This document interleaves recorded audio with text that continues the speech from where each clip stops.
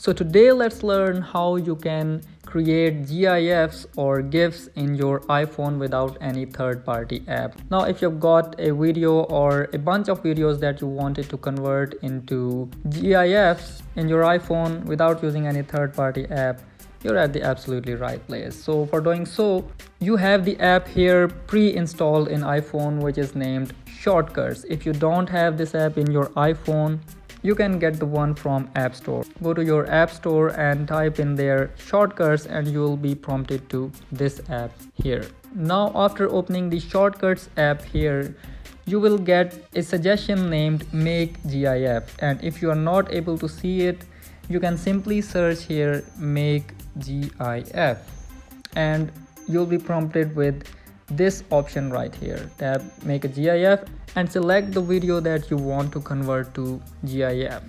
It could be of any length. For example, this is the video here that I wanted to convert, and it will take a very few seconds to convert your video to GIF. And you can see this is done, and after that press done and it will be automatically saved in your camera roll. Let me show you here, and here is the GIF.